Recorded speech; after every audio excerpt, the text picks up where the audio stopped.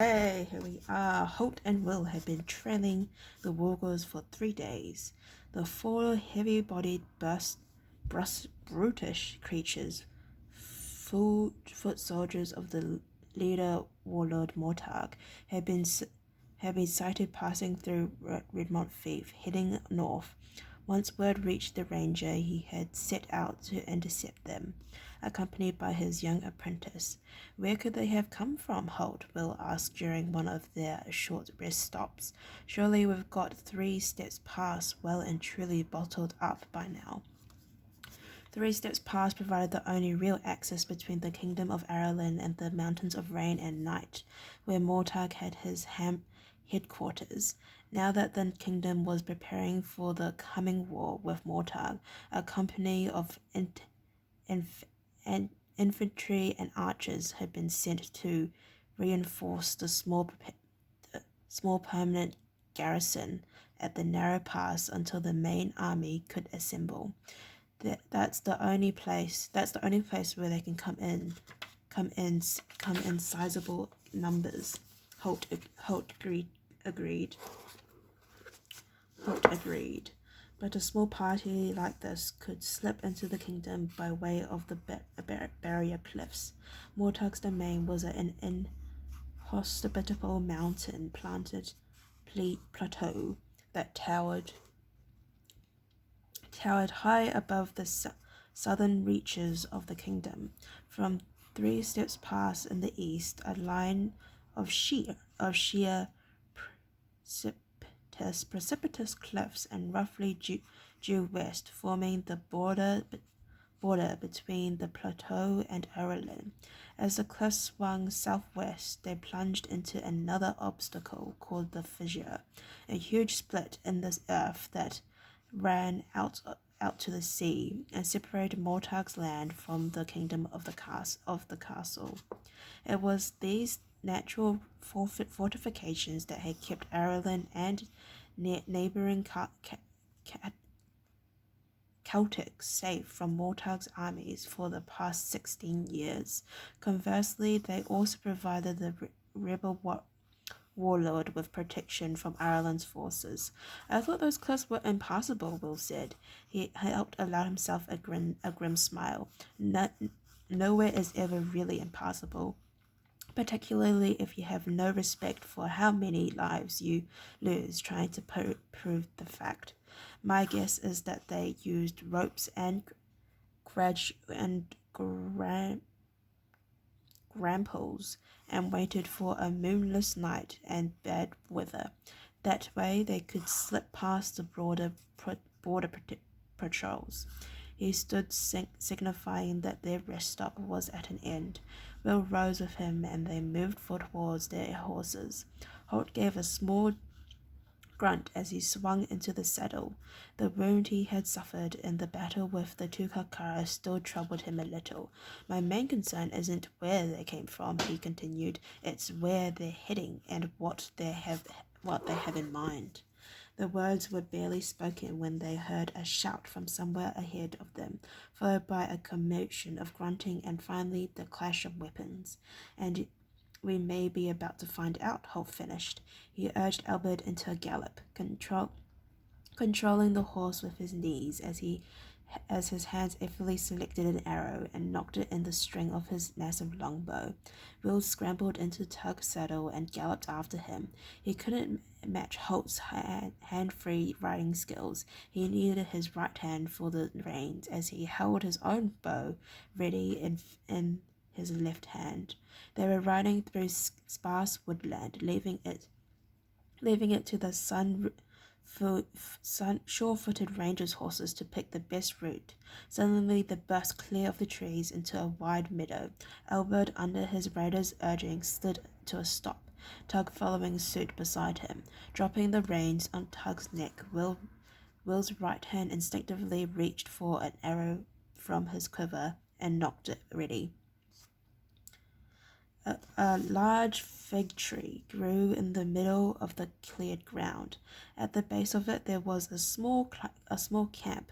A wisp of smoke still curled from the fireplace, and a pack and blanket roll lay beside it. The 4 wargles they had been tracking surrounded a single man who had his back to the tree. For the moment his long sword held them at bay, but the wargles were making small feinting movements towards him, trying to find an advantage. They were armed with short swords and axes, and one carried a heavy iron spear. Will drew in a sharp breath at the sight of the creatures. After following their trail for so long, it was a shock to come upon them so suddenly in plain sight. Bear-like in build, they had long muzzles and massive yellow canine fangs, exposed now as they snarled at their prey. They were covered in shaggy fur and wore black leather armor. The man was dressed similarly, and his voice cracked in fear as he repelled their tentative attacks. Stand back! I'm on a mission for Lord Mortag. Stand back, I order you. I order you in Lord Mortag's name. Holt nudged Albert around, allowing him room to draw the arrow he had ready on the string. Drop your weapons, all of you, he shouted. 5 pairs of eyes swung toward him as the 4 wargles and their prey turned in surprise. The wargle with the spear recovered first. Realizing that the swordsman was distracted, he darted forward and ran the spear into his body. A second later, Holt's arrow burned itself in the wargle's heart, and he fell dead beside his stricken prey. As the swordsman sank to his knees, the other wargles charged at the 2 rangers. Shambling and bear-like as they might be, they covered ground with incredible speed. Holt's second shot dropped the left-hand wargle. Will fired at the one on the right and realized instantly that he had misjudged the brute's speed. The arrow hissed through the space where the wargle had been a second before. His hand flew to his quiver for another arrow, and he heard a hoarse grunt of pain as Holt's 3rd shot buried itself in the chest of the middle creature. Then Will loosed his second arrow at the surviving wargle, now terrifyingly close. Panicked by those savage eyes and yellow fangs, he snatched as he realized and knew that this arrow would fly wide, and the wargle was almost upon him. As the wargle snarled in triumph, Tug came to his master's aid. The little horse reared and lashed out with its front hooves at the horrific creature in front of him. Unexpectedly, he also danced forward a few steps towards the threat, rather than retreating. Will, caught by surprise, clung to the pommel of the saddle. The wargle was equally surprised. Like all its kind, it had a deep-seated instinctive fear of horses, a fear born at the Battle of Hackham Heath 16 years ago, where Mortag's first wargle army had been decimated by Ireland's cavalry. It hesitated now for a fatal second, stepping back before those flashing hooves. Holt's 4th arrow took it in the throat. At such short range, the arrow tore clean through. With a final grunting shriek, the wargle fell dead onto the grass. White-faced, Will slid to the ground, his knees nearly giving way beneath him. He clung to Tug's side to stay upright. Hulk swung down quickly and moved to the boy's side. His arm went round him. "It's all right, Will," his deep voice cut through the fear that filled Will's mind. "It's over now." But Will shook his head, horrified by the rapid train of events. "Halt! I missed twice. I panicked and I missed." He felt a deep sense of shame that he had let his teacher down so badly. Holt's arm tightened around him, and he looked up at the battered face and the dark, deep-set eyes. There's a big difference between shooting at a target and shooting at a charging wargle. A target isn't usually trying to kill you.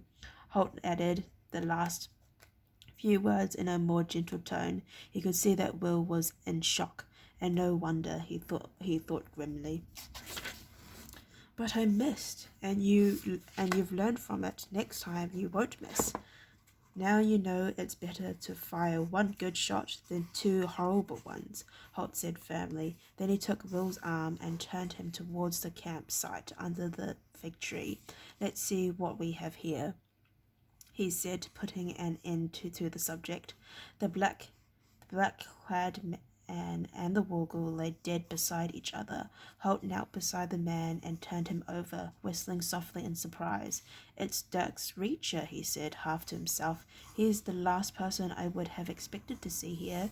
"You know him?" Will asked. His insatiable curiosity was already helping him to put the horror of the previous few minutes to one side, as Holt had known it would. "I chased him out of the kingdom 5 or 6 years ago," the ranger told him. "He was a coward and a murderer. He deserted from the army and found a place with Mortag." He paused. "Mortag seems to specialize in recruiting people like him. But what was he doing here?" He said he was on a mission for Mortag, Bill suggested, but Holt shook his head. "Unlikely. The Walkers were chasing him, and only Mortag could have ordered them to do that, which he'd hardly do if Reach really was working for him.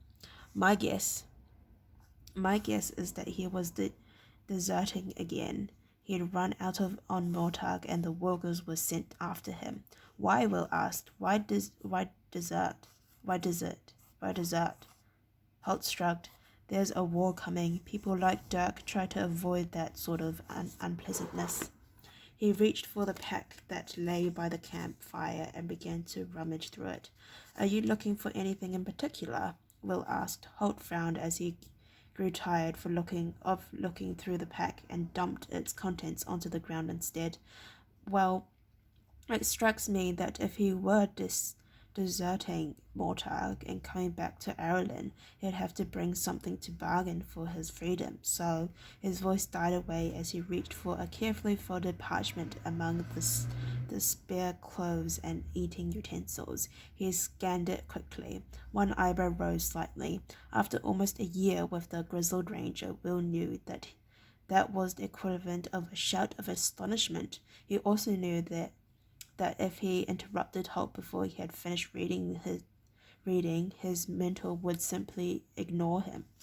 He waited until Holt folded the parchment, stood slowly, and looked at his apprentice, seeing the question in the boy's eyes. "It is important, Will." "Is it important?" Will asked. "Oh, you could say so, yes." "Say so," Holt told him. "We appear to have stumbled on Mortag's battle plans for the coming war. I think we'd better get them back to Redmont." He whistled softly, and Albert and Tug trotted to where their masters waited. From the trees several hundred meters away, carefully downwind so that the ranger horses would catch no scent of an intruder, unhurriedly, unfriendly eyes were upon them. Their owner watched as the two rangers rode away from the scene of the small battle. Then he turned south towards the cliff. It was time to report to Mortag that his plan had been successful. Oh, and that is the prologue. Thank you for listening to me read the prologue. If you'd like to listen to chapter 1, then please stay tuned. Thank you. Bye-bye.